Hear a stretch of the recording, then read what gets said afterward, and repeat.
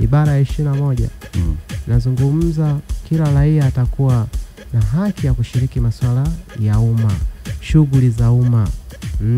Kwenye kushiriki hizi shughuli za umma ipo na eneo la uchaguzi, tunatakiwa kuchagua.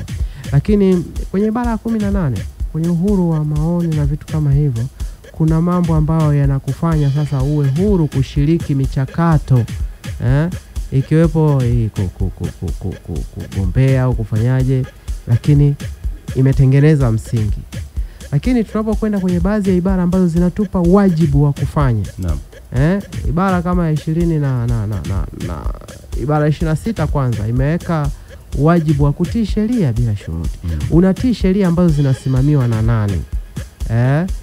Kwa hiyo hilo nao ni eneo. Lakini kwenye ibara ya 8 katiba imempa haki kila raia wa Tanzania, kwamba yeye ndo atakuwa chimbuko la mamlaka zote zilizopo.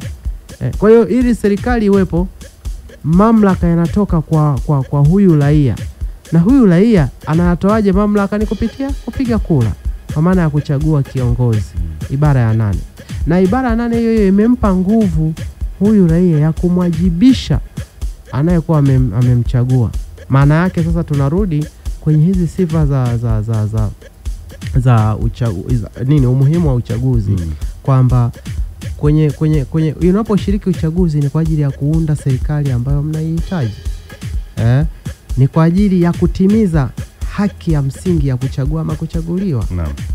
Lakini pia ni kwa ajili ya kutengeneza chombo ambacho kitasimamia maslahi yenu ninyi kama wananchi. Katiba imetaja si kwa kifungu kimoja, imeenda na uwanda mpana. Tatizo tumekuwa nalo moja, kwamba kuna watu wanaweza katafsiri kifungu kimoja. Kwa mfano akaishia kwenye kifungu kinasema una haki ya kupiga kura, kifungu cha 5 ndio imeishia hapo, akanyamaza. Lakini akasahau kwamba hata yeye kuanzisha tume ya uchaguzi, maana yake imeanzishwa hii tume ya uchaguzi na katiba, lakini ili ikatengeneze kitu gani ambacho kimetajwa huko. Ibara ya 8 inakupa mamlaka ya kuiwajibisha serikali, na ibara ya 8 inakupa mamlaka kuwa msingi wa serikali. Inatokea wapi? Kwenye hii ibara ya 5 ambayo inakuruhusu wewe kupiga kura, japo kuna vigezo ambavyo unatakiwa kuvizingatia. Kwa mfano hivyo nilivyovitaja, kujiandikisha. Sasa unakuta mtu hujajiandikisha, unachaguaje? Unakwendaje kuchagua?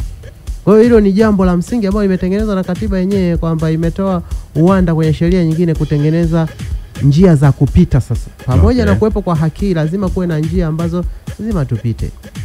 Tumeona Mafutani umuhimu wa kikatiba. Yaani katiba imeuonesha ule umuhimu wa Mtanzania kwa nia akapiga kura, na kama umeweza kuyaainisha hapo kwamba hata nafasi ya kumwajibisha kiongozi kama umeshiriki kwenye uchaguzi unakuwa nayo baada ya kupiga kura. Hivi kuna kosa lolote, ama tuseme kuna mtu kutoshiriki uchaguzi ni kosa kisheria? Hapana. Lakini kuna makosa ambayo yapo kijamii. Hakuna sheria ambayo inakulazimisha wewe kupiga kura. Lakini katika msingi wa kawaida yawezekana kukawa na mifumo ambayo inakulazimisha upige kura. Ili uwe na haki ya kumhoji kiongozi, uitengeneze haki ya msingi, lazima upige kura. Kama umempigia kura utakuwa na mamlaka ya kumhoji. Ila unapokuta haujapiga kura, unakosa ile nguvu ya kufanya hivyo. Na nimesema kuna sheria zingine za kijamii, yani mifumo ya kijamii. Kuna kitu ambacho wewe Kanyefu kukifanya hauzuiwi, lakini ukikifanya unaona aibu mwenyewe. Sio, umeelewa? Sio sheria na hauzuiwi kufanya, lakini ukikifanya unaona aibu mwenyewe. Sasa kwenye hili unapoacha kupiga kura, umetusaliti sisi jamii yako. Haujashirikiana na sisi kwenda kutafuta kiongozi atakaye tuongoza sisi kwa vipindi ambavyo tumekubaliana. Hili inaweza ikawa kimtazamo kwenye jamii yetu ni kama ni kosa, ni usaliti fulani, unatukimbia. Kama bwana yenyewe fanyeni. Kuna mambo ambayo labda tuchukulie mifano kwenye maeneo yetu tunaoishi. Unakuta wewe, nizungumzie kwenye eneo gumu kidogo, msiba. Unashiriki msiba, unaenda kwenye mazishi, lakini haushiriki ile upamoja chakula pale kwenye msiba. Ndio. Kwenye jamii zetu nyingi watakuwa na kuangalia, Au bwana aga anakuja tunakuwa naye, ila yeye akimaliza tu hivi mambo ya mazishi huyo kachoropoka. Umeelewa? Sio kosa, yawezekana unakuwa labda ujisikii kufanya hivyo, lakini katika jamii kimsingi watu wanataka tushiriki kwa pamoja. Ile inakuwa ni kosa. Unatukataa. Yaani kama vile wewe uchangamani na sisi. Mwanadamu, kuna father anaitwa Rongino ameandika andiko lake, anasema mwanadamu ni mjamii. Mwanadamu ni mjamii.